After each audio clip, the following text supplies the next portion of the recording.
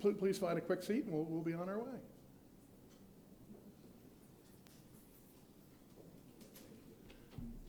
Good evening. My name is Jonathan Woods. I'm the President General of the Society of the Cincinnati, and I'm so glad that all of you have braved the weather and decided to be with us tonight for a wonderful talk hosted by the American Revolution Institute.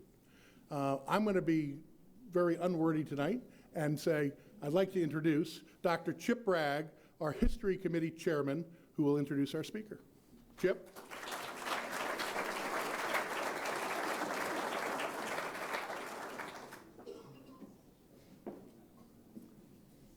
Thank you, Mr. President General. To our one society of friends and honored guests, ladies and gentlemen, I bid you welcome to the 40th George Rogers Clark Lecture. Since 1975, the Society of the Cincinnati, and now the American Revolution Institute, has sponsored this series to recognize the scholarship of leading historians of the American Revolution. Tonight's speaker will take us to places we've never been before in a Clark lecture, to locales far from the usual scenes of the Revolutionary War, where we'll hear of people and events that don't typically come to mind when we think of our struggle for independence. Tonight, we're going to Florida. More precisely, we're going to West Florida, the area on the northern shore of the Gulf of Mexico that back in the day encompassed most of the panhandle of Florida and extended westward into parts of Alabama, Mississippi, and Louisiana. Professor Kathleen Duvall is a graduate of Stanford University and the University of California, Davis. She is the Bowman and Gordon Gray Professor of History at the University of North Carolina at Chapel Hill, where she specializes in the interactions among American Indians, Europeans, and Africans on the borderlands of North America. She is the author of Independence Lost, Lives on the Edge of the American Revolution, which was published in 2015 and was a finalist for the George Washington Book Prize. Now, I always mine data on the speaker from the Rate My Professor website, and the students at North Carolina are very, very complimentary of our speaker tonight, and I quote, "Crystal clear, loves her subject, one of the professors that impacted my time at Chapel Hill the most." One student was inspired to wax poetic and wrote, "Miss her class and you won't pass."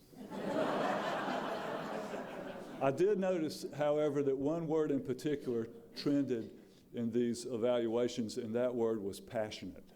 Dr. Duvall is passionate about her subject, but she is equally passionate about communicating her vast knowledge in a clear and interesting way.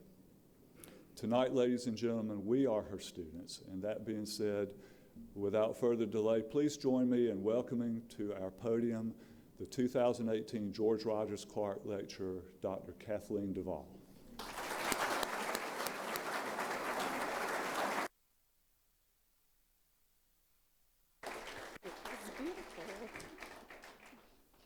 Thank you so much to Chip Bragg for hosting me and to you all for having me here and for that beautiful introduction. In 1824 and 1825, the Marquis de Lafayette toured all 24 states of the new republic. He went west to New Orleans, he went up the Mississippi to Cincinnati. Of course, he visited Yorktown and the 50th anniversary celebrations of Bunker Hill. There were crowds of thousands at each stop, parades and balls and dinners. People composed songs, wrote waltzes, had marches, wrote poetry, odes, lots and lots of toasts, as you can imagine. There were playing cards that featured Lafayette and teapots and silverware. People named towns and counties and colleges after him. Now, that tour, the Marquis de Lafayette's tour, is one of the reasons that Americans remember the French as our ally in the Revolution. Now, I grew up in a town called Fayetteville in Arkansas, in Washington County. My last name is Duvall, so I have some French ancestry. But as valiant and important as Lafayette and General Rochambeau were, as vital as the French Navy was at Yorktown. In fact, it was Spain that led more battles, provided more troops, and won more victories in the American Revolution. In fact, if you act quickly, you can visit the exhibit on Spain's support for the American Revolution that the embassy has put together. It went to New Orleans first, and now it's in D.C. through November 18th. It's open tomorrow if you have a chance to go see it. Still, there are good reasons, perhaps, why Spain has been forgotten. The Spanish didn't have a promoter like Lafayette, for one thing. But also, Spain never officially allied with the United States. Spain came into the war as an ally with France and an enemy of Britain, but didn't officially ally with the United States. Spanish troops fought west of the 13 colonies, as well as in the West Indies and in South and Central America. And the French Revolution, which of course came on the heels of the American Revolution, allowed later generations of Americans to imagine back that the United States and France together had fought a war against monarchy. Now, if you're my students, I would ask you, what's wrong with that, right? France was a monarchy in the 1770s. But it's true that for the Spanish, even more than for the French, or considerably more than for the French, the war against Britain was not a war against empire. In fact, it was a war for empire. It was not a war on the part of Spain to support the American Republic. It was an imperial war to take from Britain as much of its empire as Spain could grab. From the beginning of the conflict, the American rebels tried to persuade Spanish King Carlos III to join them against King George. Congress sent diplomats to Spain. Congress adopted the Spanish peso as the American currency. Now, mostly that was just because that was the best choice after the pound, but they also hailed it to Spain as part of their love of Spain. But the rebellious colonists were not natural allies for Spain's Catholic king, with his own American colonies to worry about. As a precedent, in fact, the American Revolution was very troubling to Spain. On the other hand, fighting against the British was very tempting. So let me step back for a moment, just about a decade and a half before the American Revolution, and just remind you of how the continent got split up after the 7 Years' War, after the French and Indian War. So Britain won the 7 Years' War. France lost. Now, French Louisiana, you've probably seen, the maps of the Louisiana Purchase that shows how huge Louisiana was at the time that Jefferson bought it from Napoleon. In fact, at the time of the 7 Years' War, before the 7 Years' War, French Louisiana was actually twice that big. It was both sides of the Mississippi River. So the whole western part that becomes the Louisiana Purchase eventually, but also the entire eastern Mississippi Valley. So French Louisiana, which France lost in the 7 Years' War, was huge. The eastern half of that, all of the Mississippi Valley, that huge French Louisiana, the eastern half, France lost that half to Britain as the victor in the war. But the western half, France gave to its ally, Spain. So at the end of the 7 Years' War, France is gone from mainland North America, and the Mississippi River becomes the border between British claims to North America, everything east of the Mississippi, and Spanish claims to North America, everything west of the Mississippi, not counting Western Canada. Combining these new lands with almost all, the new lands, with almost all the continent west of the Mississippi, gave Spain claim to most of today's continental United States. But in the sort of complicated end to the 7 Years' War, Spain lost East Florida, what's today the state of Florida. So Spain wanted to get East Florida back from Britain during the American Revolution, and certainly wanted to reverse its rivals' gains in the lands east of the Mississippi, as well as in the West Indies and Canada. So even before the American Revolution broke out, Spanish Secretary of the Indies, José de Galvez, sent spies to the British colonies to spy on both sides, these rebels and the British. including there was one spy named Juan de Morales who posed as a Cuban merchant in Philadelphia, but really he was sending reports back to the Spanish crown. Spain also sent troops to reinforce Louisiana, its colony of Louisiana, and Spain sent agents to recruit Indian allies from the Great Lakes to Louisiana to Florida, just in case a war broke out between Spain and Britain. And in late 1776, the Secretary of the Indies appointed his nephew, this man, Bernardo de Galvez, to be governor of Louisiana, of this huge new colony to Spain of Louisiana. Now, almost immediately, Governor Galvez began assisting the American rebels. In the spring of 1777, he sent the American commander of Fort Pitt munitions worth some $70,000, along with a letter advising him that he should keep this assistance secret because officially Spain was not involved in this war. Then in 1778, France entered the war on the side of the American rebels after Saratoga. And France began to pressure Carlos III to enter the war as well, as part of their alliance. In fact, Spain was supposed to enter the war, any war that France did. As an inducement, France promised that the war would return Gibraltar to Spain. Now, as you may know, Gibraltar still irks Spain for belonging to Britain on the edge of its own land. I guess that's a bit of a spoiler. This isn't going to happen. But at the beginning of the American Revolution, France promises Spain will get Gibraltar back.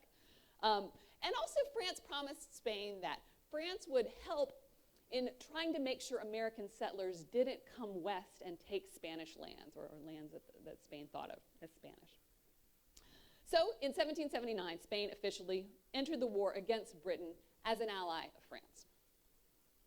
Spain's war aims in North America were to defend Louisiana, make sure it didn't get involved in the war, to regain East Florida, and ideally get West Florida, what Chip described as in between, the Gulf Coast, which included Mobile and Pensacola, and the very edge of today's state of Florida.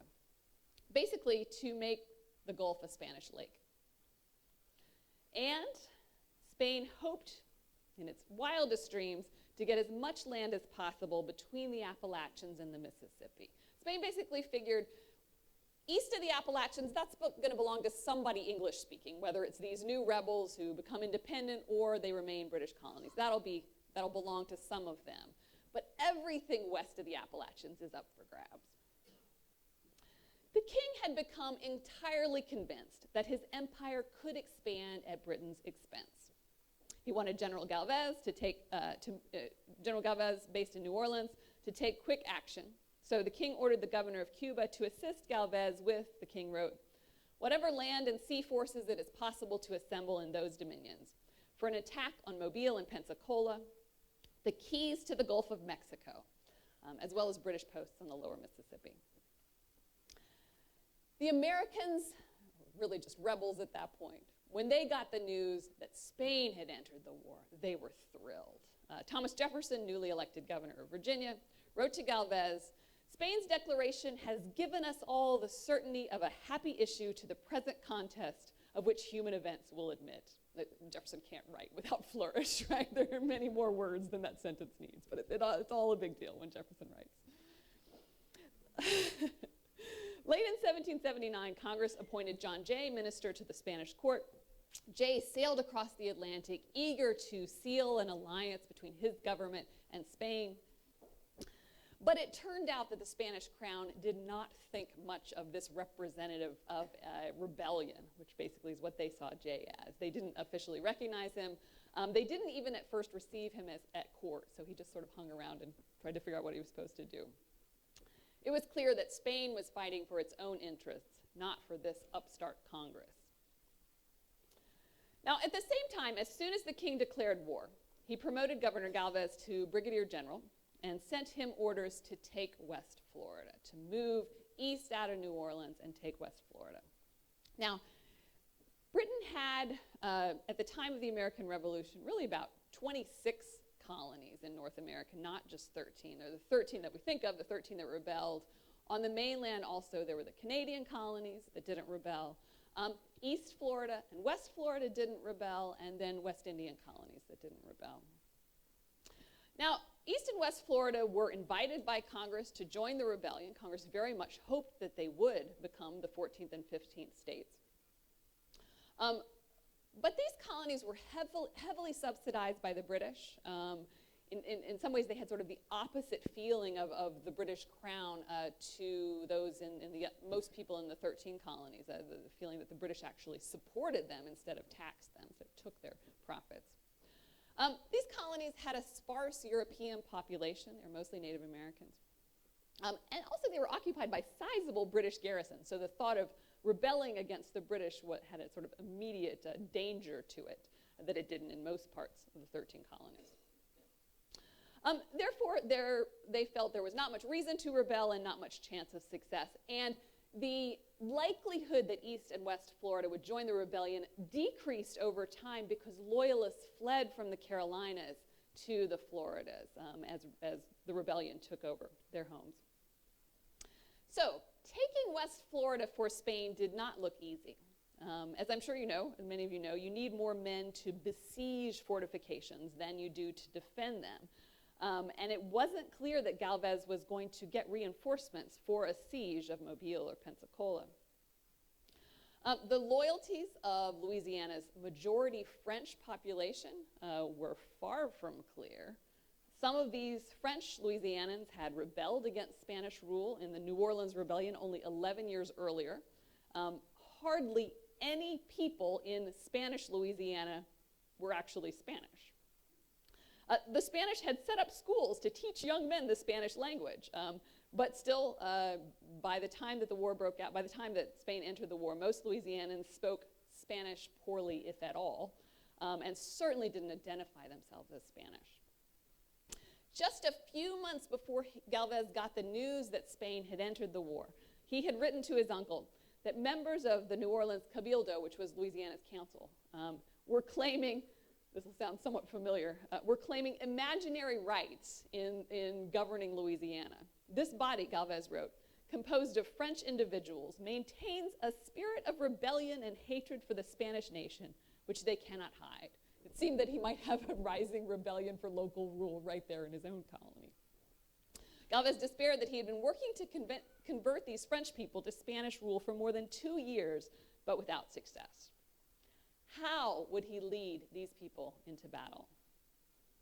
So Galvez was going to need to persuade Louisiana's men and women, especially the French majority, that their hopes for independence and prosperity and local rule lay in the Spanish crown and not in the British. So what Galvez did was he decided to keep the King's declaration of war on Britain a secret.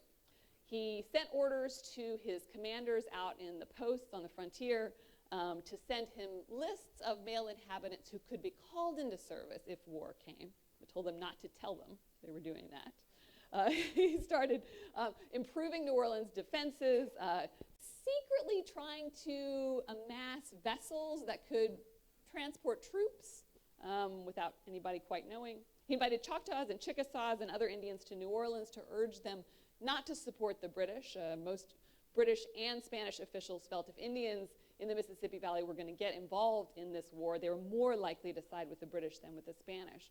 So he mostly just asked them to stay out of the war. Then, as Galvez was making these secret preparations, on August 18th, 1779, heavy storm clouds gathered over the Gulf of Mexico, and the winds grew stronger. Now, in this era before radar, people had to judge a storm by sight and sound and feel. And they couldn't know that this was a hurricane coming.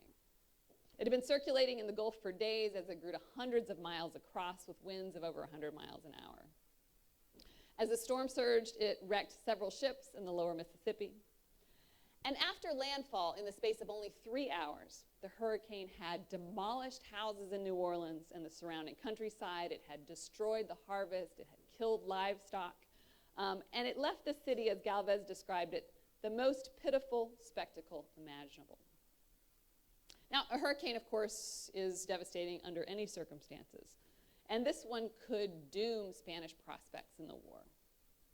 The hurricane, as hurricanes tend to do, had not damaged British West Florida at all. It had entirely fallen on the Spanish side of the Mississippi.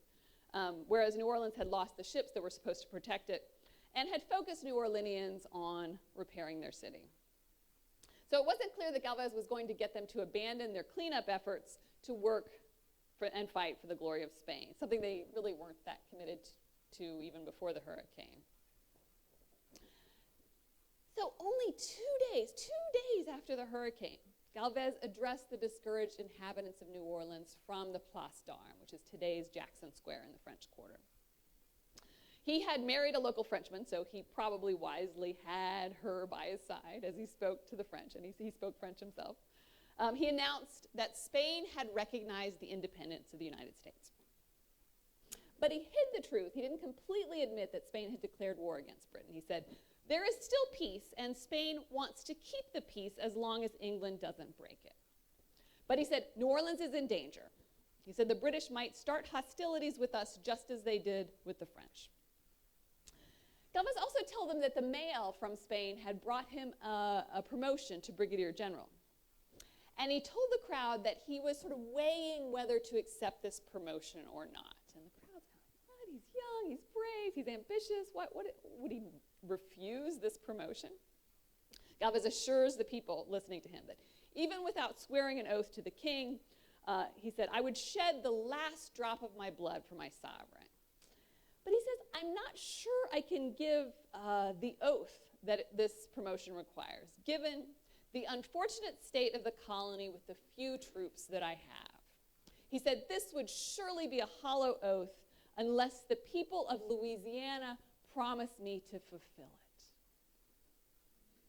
And they take the bait. They, at least according to Galvez, they showered him with effusive compliments. They assured him of their loyalty. And he wrote his uncle, they almost carried me in their arms into the cabildo, forcing open the doors without waiting for the keys.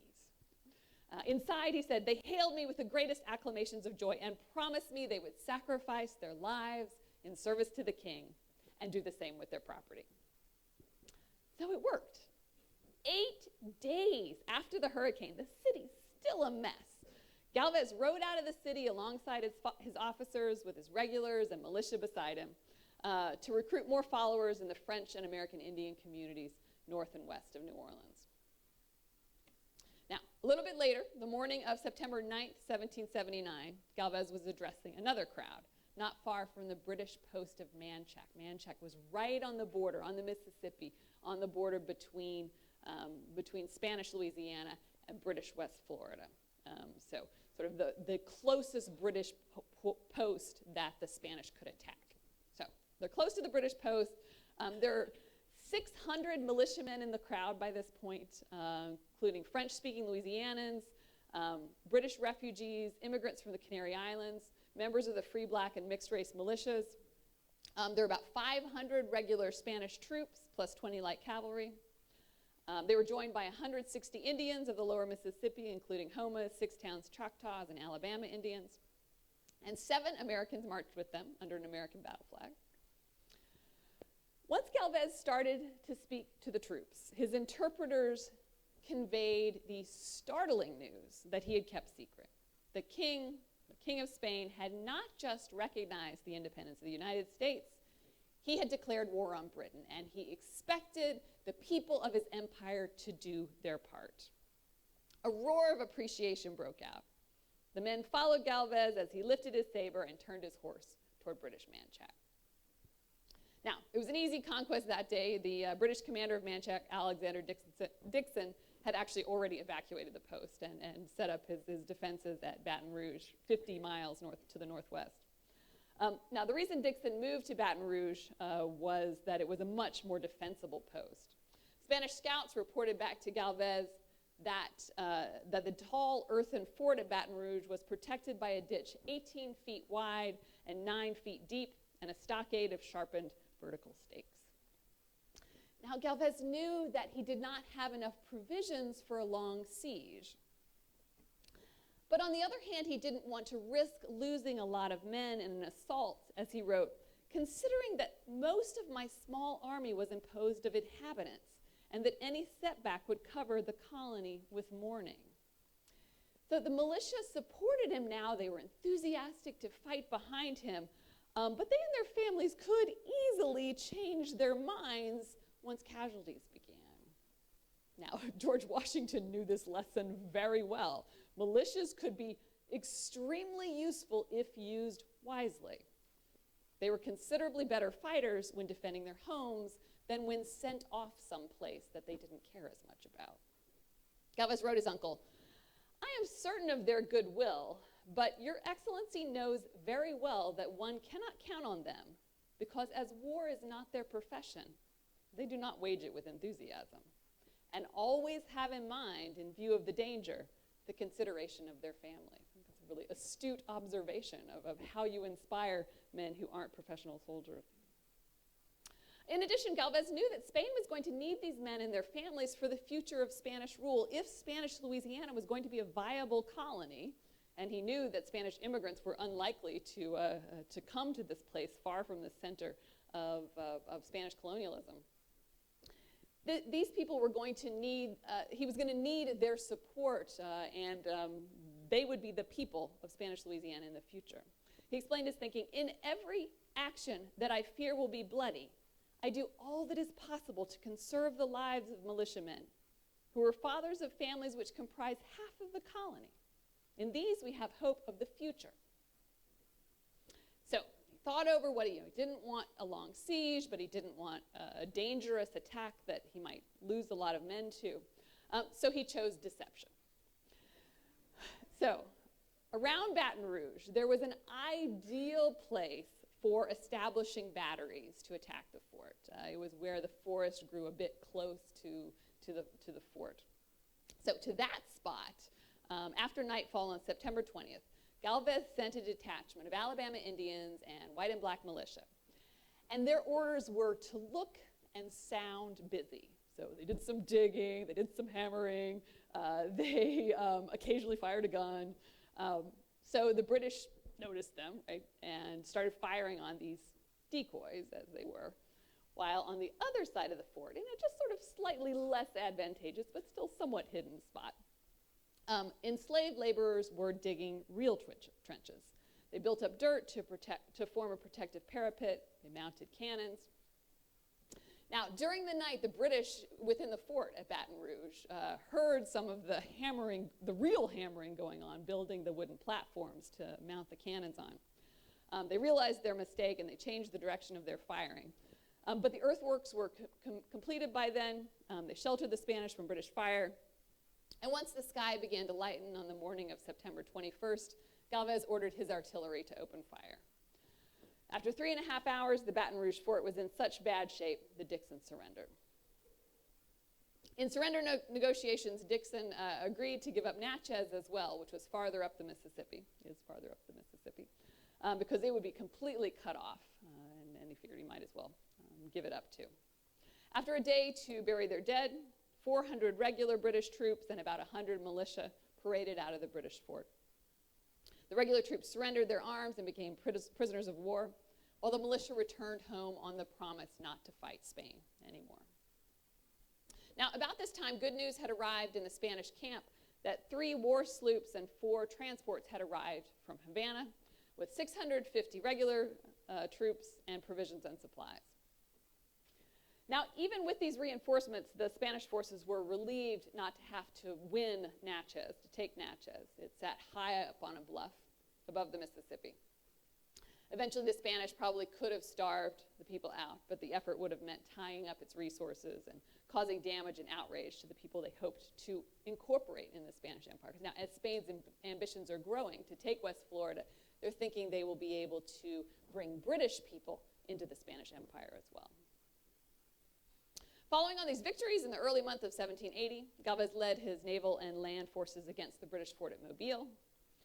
The British sent more troops to the Gulf, but delays and confusion about whether Galvez was going to attack Mobile next or Pensacola next prevented their effectiveness. They're sort of spread out. And several hundred Choctaws who were coming to the defense of the British didn't get there in time. Galvez's forces constructed batteries near the fort at Mobile and bombarded it until it surrendered on March 12, 1780. So next, Galvez needed to take Pensacola, the capital of British West Florida. But but another hurricane prevented the arrival of reinforcements from Havana. So Galvez personally went to Havana to request more troops, and by the spring of 1781, he had amassed more than 7,000 men to attack Pensacola. Now, during the delay, the British had reinforced the fort of Pensacola, trying to hold on to West Florida. But Commanding General John Campbell had alienated potential Indian allies who could have come to Pensacola's assistance. The local British Indian superintendent was so frustrated with Campbell, he wrote, "General Campbell does not understand anything of Indians or their affairs. He thinks they are to be used like slaves or a people void of natural sense. Indians are in their own nations. They need to be recruited as allies." If Campbell had treated Creeks and Choctaws respectfully and been generous in supplying them, he might have had thousands of additional fighters. But instead, he tried to just sort of make sure they didn't come until the last minute so he wouldn't have to feed and supply them if there wasn't going to be a battle. As a result, only a few hundred Choctaws and a handful of Creeks and Chickasaws were in Pensacola to help when Galvez's fleet arrived in early March of 1781. So as the Spanish fleet was approaching Pensacola Bay, the Spanish naval commander was afraid that he wouldn't be able to get some of the larger ships into the bay. And so he conferred with Galvez about it. He says, "I don't think we can do it." Galvez got very angry. He sent out his own man to take soundings. He said, "We can do it." And so it ended up that Galvez was actually in the lead ship, directing it into Pensacola Bay at the beginning of the siege. A 61-day siege followed, and on May 8th, 1781, Spanish artillery fire finally ignited a gunpowder magazine on the edge of one of the redoubts, and Spanish forces poured in through the gap. After some bloody fighting, the British commander raised the white flag and surrendered all of West Florida to the Spanish. Now, Bernardo de Galvez became a major hero.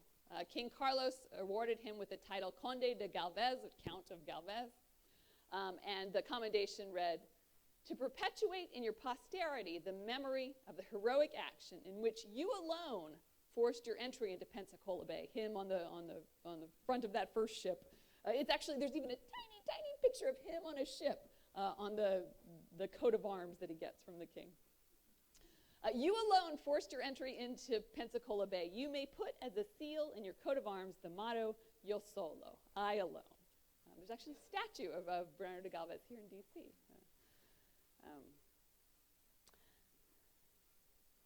In 1783, American, British, French, and Spanish representatives gathered in Paris, in part to hash out what the war meant for this huge region between the Appalachians and the Mississippi. Who will claim, who will own this place?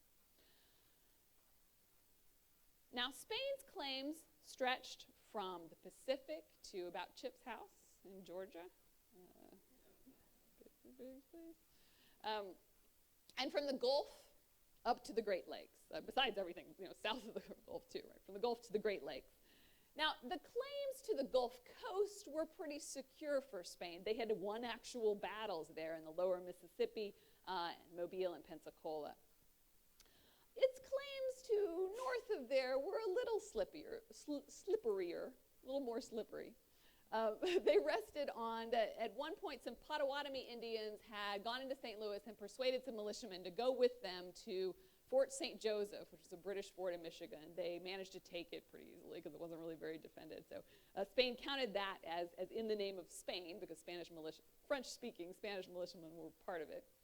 At one point, the Spanish commander of Arkansas Post, which was a small post on the Arkansas River just west of the Mississippi, he, in 1780, rowed across the Mississippi River, planted a Spanish flag on the east side of the Mississippi, about where Memphis is, declared the entire east bank of the Mississippi River a Spanish colony, and then rowed back west to his post.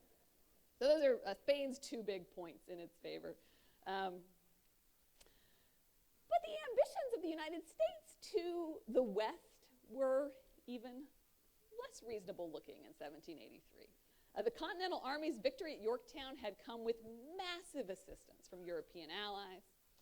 Congress's claims to the west rested on George Rogers Clark's victories in the Illinois country, which had been funded by Spain. Spain had lent the money to Virginia and also directly paid many of Clark's bills. The new nation was deeply in debt to the Dutch, the French, and the Spanish. And of course, as you know, under the Articles of Confederation, the Congress had limited power to raise funds because it couldn't tax income or property, it couldn't levy duties on imports or exports. No one even knew how big the national debt was because so much of it was just still receipts in people's pockets that hadn't even been filed yet, much less paid.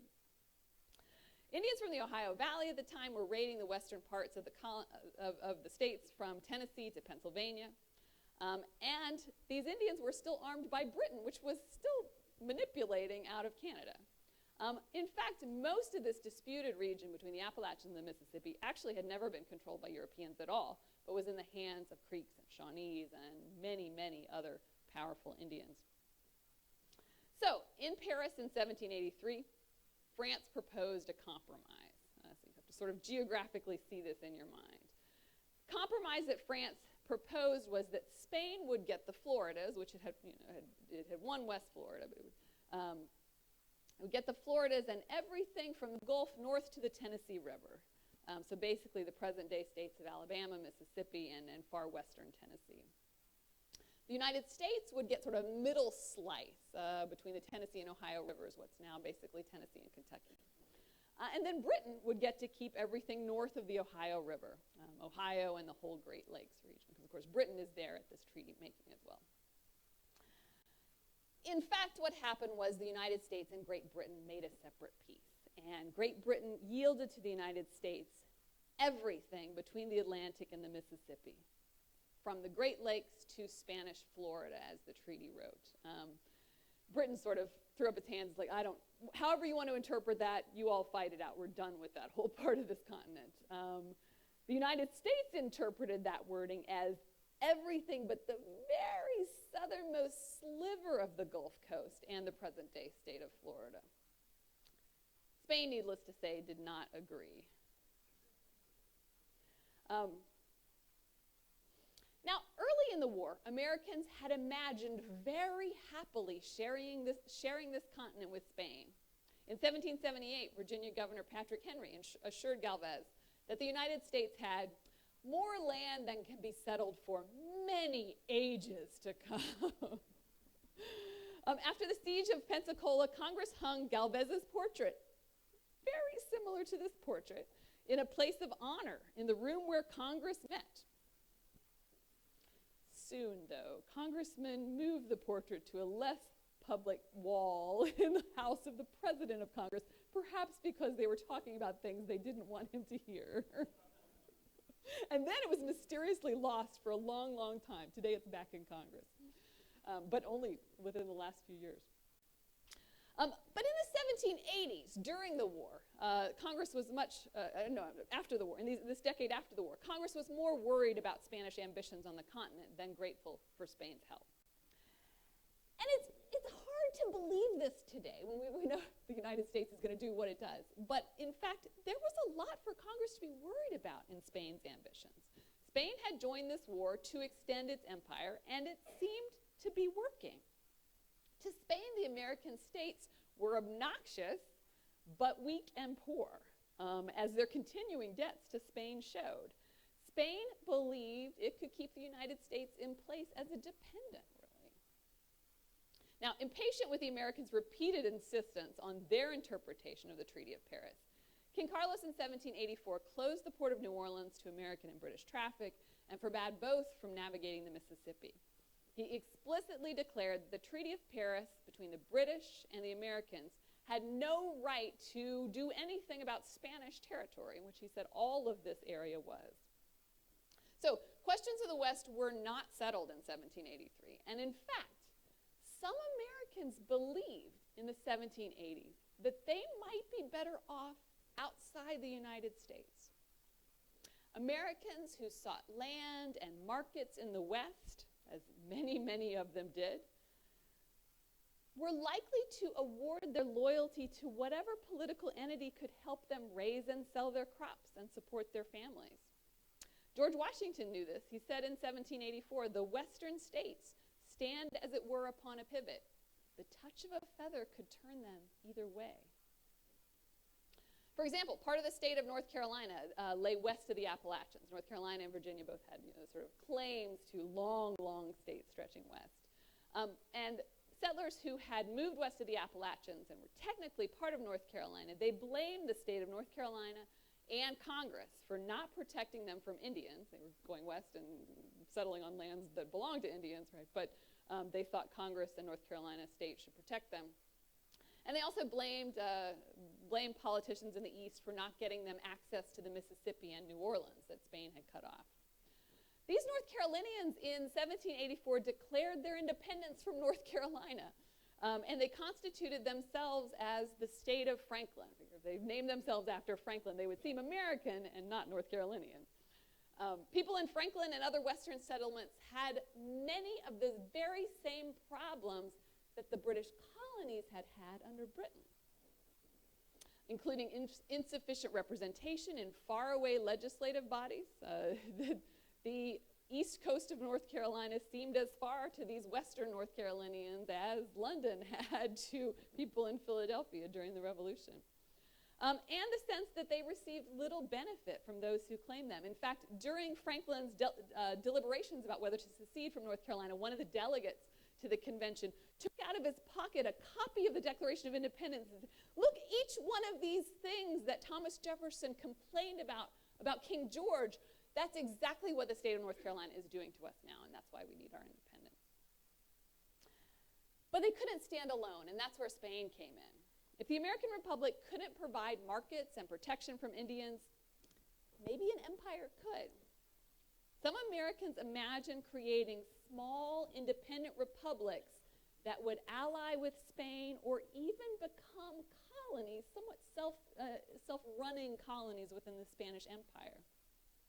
Men with plans for the Trans-Appalachian West met with Spanish officials in New Orleans and Pensacola, and others just streamed into the Spanish ambassador's house, including North Carolina Congressman James White and Virginia Congressman John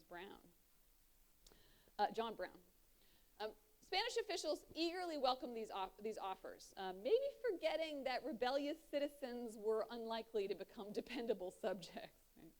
Right? But the time to Spain seemed right to take advantage of, as one Spanish official put it, the state bordering on anarchy in which the federative government of the United States finds itself. Other Americans simply offered to become Spanish subjects directly by immigrating to the Spanish Floridas and Louisiana. Now, an American moving his family out of the U.S. Republic and into a foreign colony seems like a step backward from revolution, right? But thousands of people who asked to settle within the Spanish Empire didn't see it that way. Like other Americans, they sought land and access to markets, the building blocks of economic independence. And seeking them in a stable colony seemed more promising than creating a new independent nation surrounded by more powerful colonies and Indian nations. By 1787, Spanish officials in Louisiana believed that disappointed Americans might make good Spanish subjects. Surely, one wrote, men who have lived under a precarious government, that's the United States, right? Men who have lived under a precarious government that did not give them any protection, surrounded by the peril of Indians, destitute of trade, would be loyal to a government, in contrast, that protects them, provides an outlet for their products, decides their controversies with justice without exacting any tribute or molesting them in their domestic operations. So what Spain decided to do for these American immigrants and new independent republics that might come up is they promised them local governance. They promised that they would not require them to convert to Catholicism. Sons and daughters of these first immigrants, these Spanish officials figured, will know no fatherland than this one. So just as the United States would welcome European immigrants whom they hoped would become loyal Americans, so too Spanish administrators imagined that American immigrants would become loyal Spanish subjects. Now, at the same time, Spanish officials saw American Indians as essential to Spanish possession of North America. Now, As you can imagine, the Indians who actually lived on and possessed most of North America were disgusted with the Treaty of Paris. Many of them voiced objections like these of Creek leader Alexander MacGillivray, so he has got a Scottish name, but he's a Creek leader, who explained, "It is well known that His British Majesty has never possessed these lands, either by right of cession, by sale, or by conquest. On the contrary, it is well known that from the beginning of the settlement of the English colonies of Carolina and Georgia until the date of the Treaty of Paris, never have they had title to or pretended to own these our lands." You can't decide these in a treaty that the Creeks aren't part of. So for a while, the Spanish and Indians living near them saw potential in alliance that would increase both of their powers in the region and hem in the United States. Now, the Spanish crown chose Galvez as the best man to implement this new vision. At the end of the war, the crown appointed him, in addition to governor of Louisiana and governor of the Floridas, which he'd won, they made him Captain General of Cuba and, in 1785, Viceroy for all of New Spain, a jurisdiction that stretched from southern Mexico to the Canadian border and from the Californias to Cuba. As governor of Louisiana, a huge colony with few European settlers and very strong and confederated Indian nations, Galvez had learned that it was very important to cultivate Indian alliances. In 1778, so before he got involved in the war, the young governor had advised his uncle, by keeping Indians friendly by means of presents, the king could keep them contented for 10 years with what he spends in 1 year on fighting them. It's cheaper to make friends with Indians than to fight against them. Louisiana's powerful Indians had insisted that the Spanish continue the kinds of relations that the French had had when they ruled Louisiana. And Galvez thought that that system was an excellent one for managing a huge and unwieldy empire. So Galvez determined to apply these principles of Indian friendship rather than war to native peoples across the northern frontier once he was in charge. So in the west, he made peace with the Comanches and with the Apaches. In the east, he sought alliance with others who would oppose the Americans. Now, in 1784, all still bitter about the Treaty of Paris, and some still fighting the United States, Creeks, Chickasaws, Alabamas, Choctaws, and Cherokees formalized their alliance with Spain. The crown, in turn, increased its budget for Indian supplies. And in a gesture that many an Indian leader made, one Choctaw chief handed over to the Spanish his British medals that the British had given him, and his American flag. It's funny that he had both, right? And he declared, "Never again will we call ourselves English. From this moment on, we are Spanish." Now, but beyond the immediate value of getting Spanish weapons, which is probably the main reason for Indians to want to ally with Spain, another key to these alliances was Spanish recognition of Indian sovereign land rights, the very thing that the Treaty of Paris had sort of pretended didn't exist. Now, Indians repeatedly asked for Spanish help in securing their borders, with diplomatic as well as military assistance. Indian delegations asked Spanish officials to, as one put it, determine and agree with the American states on the boundaries of each state, fixing them in a permanent manner so as to prevent any cause of discord, and in order to put an end to the differences over the matter. Spanish officials worked to keep their own colonists from settling in or hunting on the lands of their Indian allies. And the Spanish, I think they really understood the importance to Indians of distinguishing how Spain thought about land from how the United States was thinking about it. Spanish officials made a point of referring to land that belongs to the Chickasaw Nation, although the Anglo-Americans consider it belonging to them. So it's a phrase that a Spanish official used. And another official called the Ohio Valley under the domination of the United States of America, but disputed by several Indian nations who are in reality the rightful owners of it. So Spain's full of talk about respecting Indian land. So the Spanish short-term goal of preventing American expansion perfectly lined up with the goals of most Indians between the Mississippi and the Appalachians. But in fact, contradictions in their long-term goals destabilized these alliances. Now, Spanish officials certainly opposed the United States, but they also envied its large population, which, at least in the Spanish view, kept Americans from having to negotiate with Indians, which the Spanish felt was cumbersome and expensive. In the short run, Indian immigrants were better than none to Spain, but Spanish officials longed for European immigrants. Galvez's long-term goal was not an alliance of equal sovereign nations, but Spanish dominance and Indian dependence. Galvez hoped that Spanish alliance and goods would over time make Indians, this is Galvez's words, make Indians forget how to make war on us and forget how to make and use bows and arrows, and thus eventually be unable to do without us. So in the future, he hoped, Indians wouldn't demand presence and allegiance, but instead would just comply with Spanish orders. And for any who didn't, at that point, the Spanish could withhold guns and gunpowder and create a military advantage that they certainly didn't have in the 1780s. Now, for their part, southeastern Indians quickly became disgusted with Spain's recruitment of American immigrants. These are the very people that Indians are trying to keep off their lands in the 1780s, and Spain is inviting them in to become Spanish subjects. Creek leader McGillivray swore that filling up your country with those accursed Republicans is like placing a common thief as a guard on your door and giving him your key in his pocket.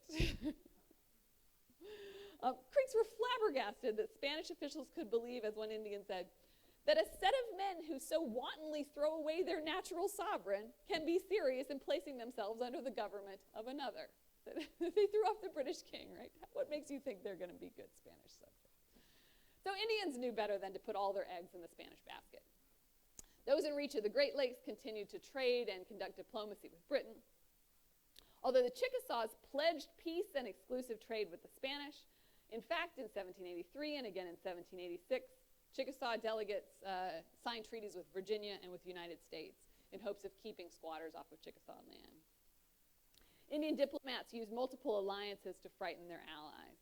When the Spanish commandant of Pensacola demanded that the Creeks expel American traders from their land as part of their exclusive alliance with the Spanish, Creeks replied that, of course, they preferred to trade exclusively with Spain, as they were supposed to by the treaty.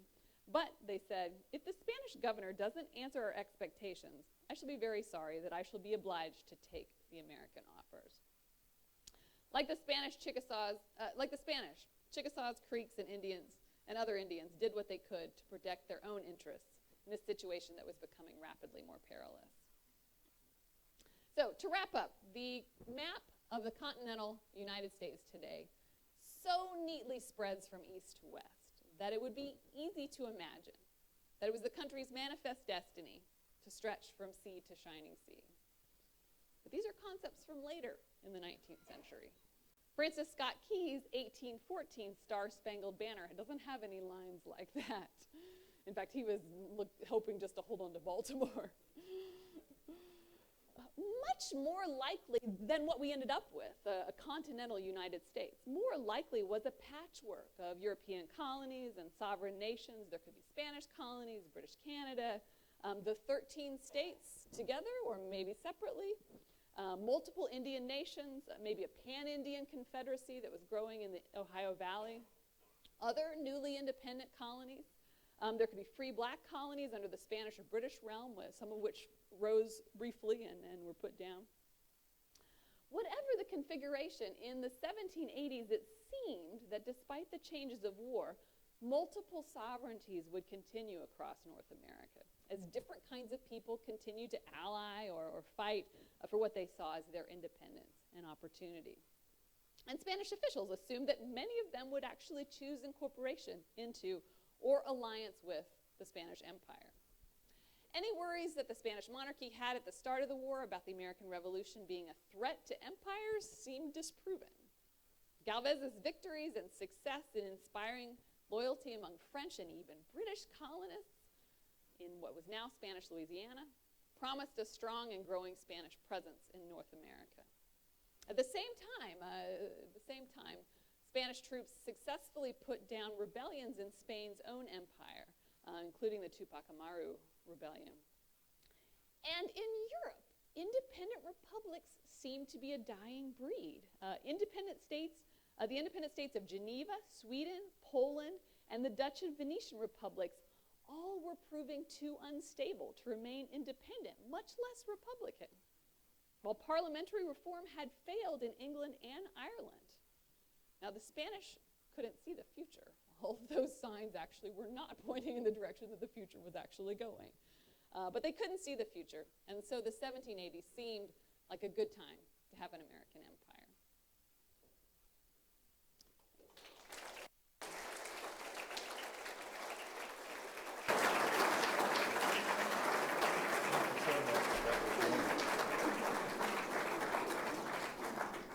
Thank you, Dr. Duvall. We appreciate you coming and being our lecturer tonight. What a fascinating subject and presentation. We have time for some question and answer. Yes, sir. Yes, I want to ask the President, if Galvez had not defeated the British in Mobile, if Galvez had not defeated the British in Mobile and Pensacola, and East and West Florida had remained British, you can tell by my accent, my sentiments, would this have, do you think Florida could have been a redoubt where loyalists could have based themselves rather than just going to Canada? And that would have changed the whole history, perhaps, of the British presence in North America. Yeah, I think that's right. I should probably let Chip answer some of that too, because he's been doing some research on East Florida. But I do think that's a great question, and I think it would. I mean, it was a place where loyalists had fled, and I think it would have continued to attract loyalists, many of whom, as you know, went to Canada and to other parts of the British Empire.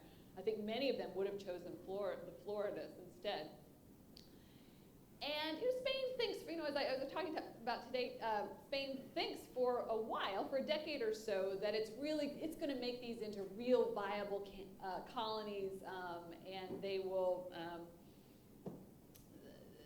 never become part of the United States. Right? Eventually, Napoleon comes to power in France. Spain gets involved in a disastrous war. Basically, Napoleon eventually kind of takes over and then deposes the King of Spain, and that's why Louisiana is briefly French before Napoleon sells it to Britain. So Spain kind of loses it to France, who sells it to Britain.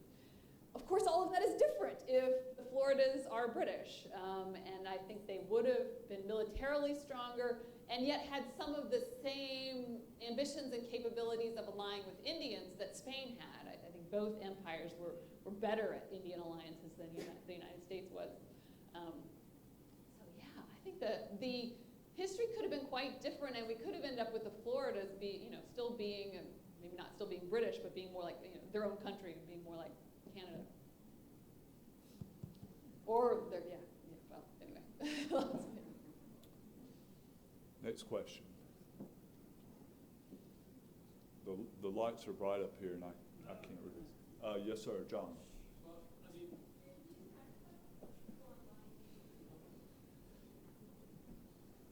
I attended your lecture that you gave to the New Jersey Society a few years ago at Anderson House, so I know this subject, and I know you're going to know it. In your wonderful talk here, Galvez was also doing something rather helpful for America in causing trouble for Britain in his Florida, Spanish West Bank territory. That probably wasn't the topic of the talk, but I think to me that was the most interesting revelation I ever heard of the whole Revolutionary War. So I thought maybe the audience here might like to hear a minute about that. Right, thank you. Yes, so the reason that Congress and Jefferson and everybody is so excited about Spain joining the war is that they hope that, they know that it will open a new front against Britain, distract Britain from the fight in the 13 colonies. And that's exactly what it does. So militarily, it sends some British resources to this new front in the Floridas. And as the Spanish win, there are just growing debates in Britain about this rebellion starts with Boston, right? Boston is not profitable for the British Empire, right? What is profitable for the British Empire are the colonies that Spain wants most, right? The potential that's in the Florida that isn't there yet, maybe pulling South Carolina into the Spanish Empire, and then certainly the Bahamas and Jamaica. Jamaica, the most profitable British colony. And so what happens when Galvez wins the Battle of Pensacola? He has a pretty large fleet there by that point, Spanish and French ships. As soon as he wins, the ships sail away from Pensacola. The Spanish ships relieve some of the French fleet that had been fighting Britain in the West Indies. And the French ships that end up at Yorktown actually were sort of freed up from the battles in the West Indies to go to Yorktown and be vital in winning that battle. So just merely militarily in Yorktown, it's the Spanish victory of Pensacola has a direct relationship to that. But it also, in the minds of people in Parliament, as Parliament is changing, and pretty much everybody but the king, they're thinking more and more about this world war and how much more could be lost of the British Empire than just the 13 rebelling colonies. So one of the reasons that Britain eventually decides to give the United States its independence and hope to make it into an ally rather than colonies is to protect Jamaica and other places from Spain and France. Thank you. Yes. Thanks for asking. Anybody? Well, then let's give our speaker a big round.